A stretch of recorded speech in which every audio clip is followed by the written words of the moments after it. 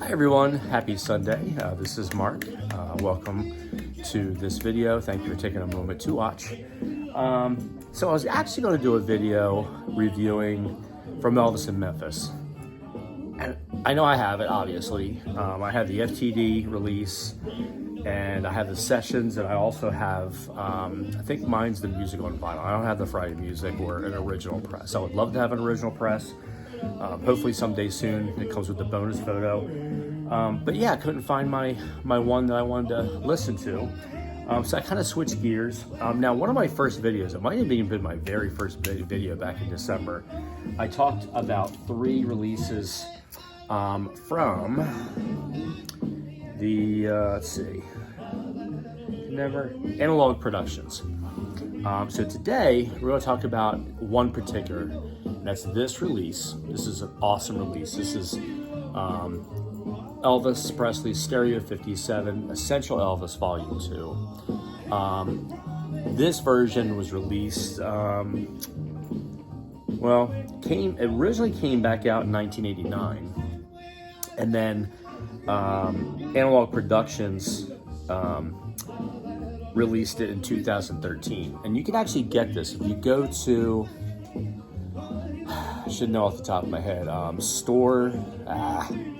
it escapes me. I'll put it in the description of the video where you can get this. It's still available. Last I checked, I want to say it's $55, but it's 45 RPM. It's a 12-inch, but it's a 45 RPM, which allows for much better sound.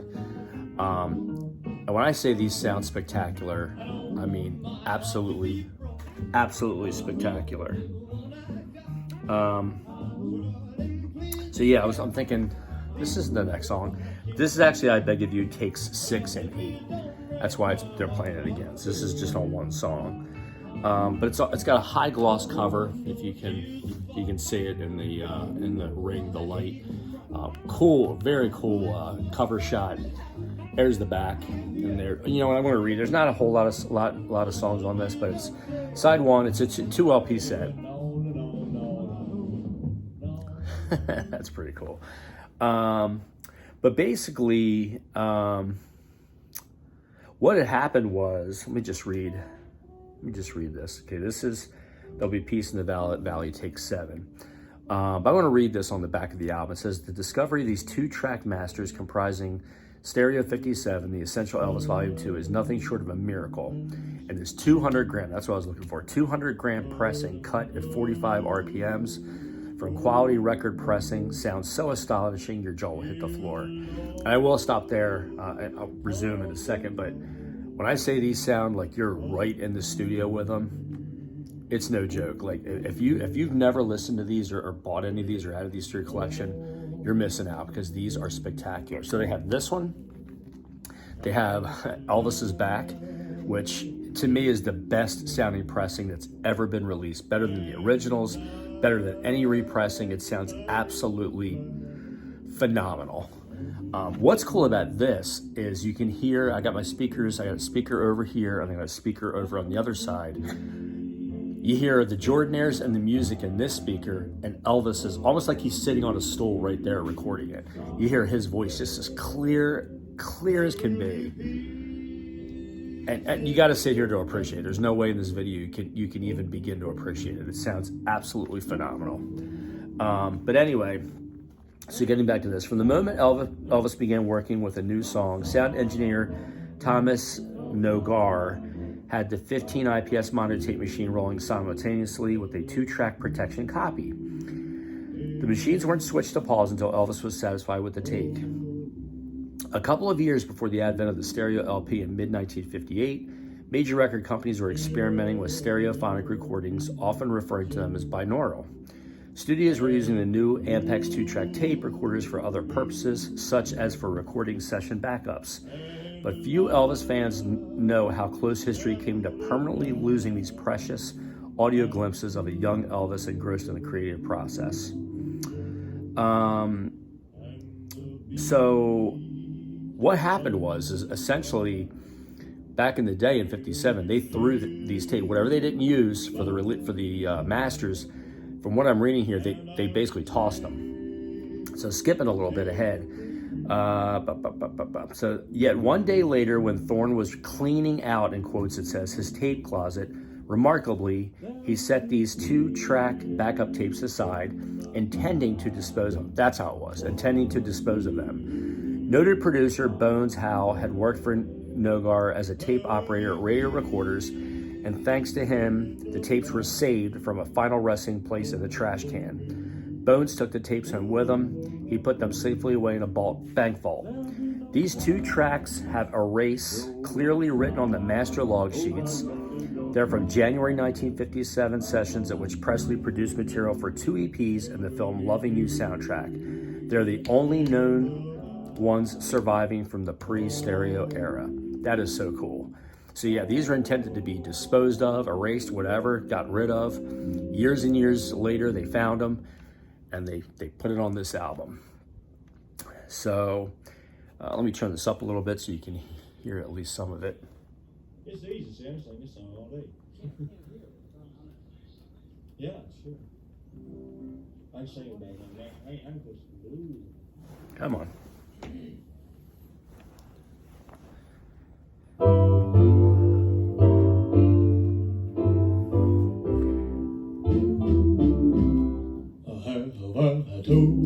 See, you can hear the music back here and the backing vocals and Elvis in this speaker. It is the coolest experience. Like I'm telling you, if you don't have these, you gotta have them. You gotta get them. So side 1 is I Beg of You, take 1. Is It So Strange, take 1.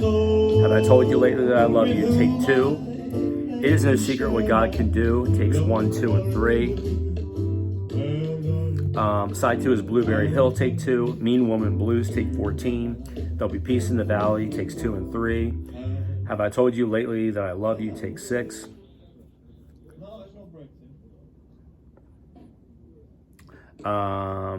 Side 3 is Blueberry Hill, takes 7. That's Where Your Heartaches Begin, takes 4, 5, and 6. Is It So Strange, takes 7 and 11. You hear Elvis talking with his engineers. Side 4 is I Beg of You, takes 6 and 8, which we just listened to. There'll Be Peace in the Valley, takes 7. This. Yeah, it sounds sweet. Have I Told You Lately That I Love You, takes 12 and 13. And it ends with I Beg of You, take 12. I'll quit yapping so you can hear it. There's the tons and tons of stuff. There it is. These are the tapes. It clearly says in red ink, erase. So these were never meant, ever meant to be ever heard again. They're going to be destroyed and gone. That's what this album is. I think that's the King Creole. King Creole photo sessions. Because that's what that looks like. That's from. Spectacular cover.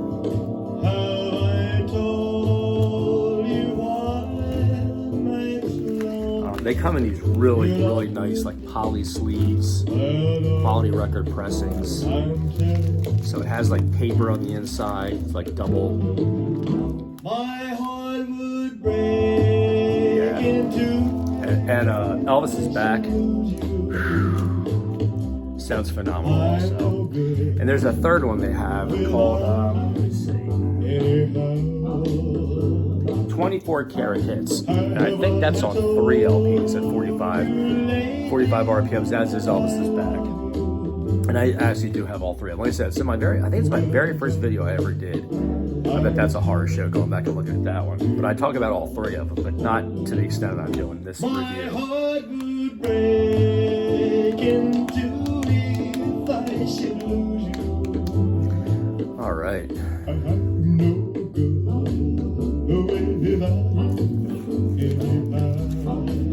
So includes 15 unreleased performances. Exactly, because they were meant for the trash can. It is on the. In fact, I'll show you the first LP.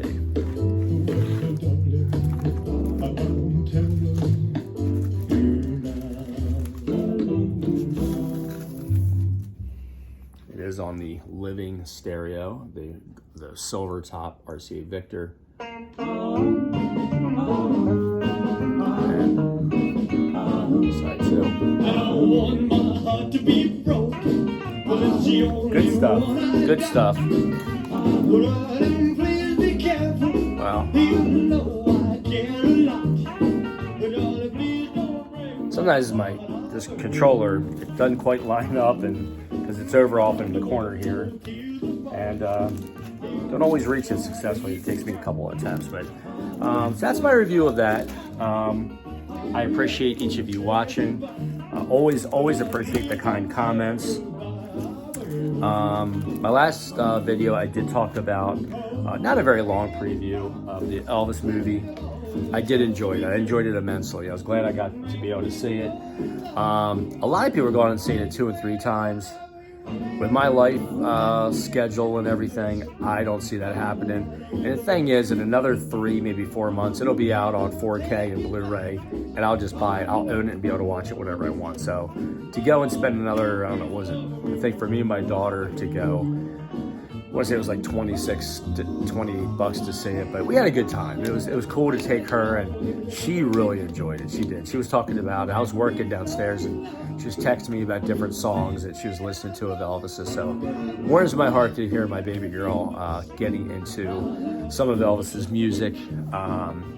She calls me. She says she's my producer for this channel. So, but yeah, she really enjoyed the movie. And I went at a good time because the theater was not packed at all. But yeah, I enjoyed it. So hope to get another video out soon. Thank you again. If you like the videos, please consider liking and subscribing. My channel is growing. It's all because of you. I appreciate it immensely. And I will talk to you very soon. All right, take care, all of you. Bye.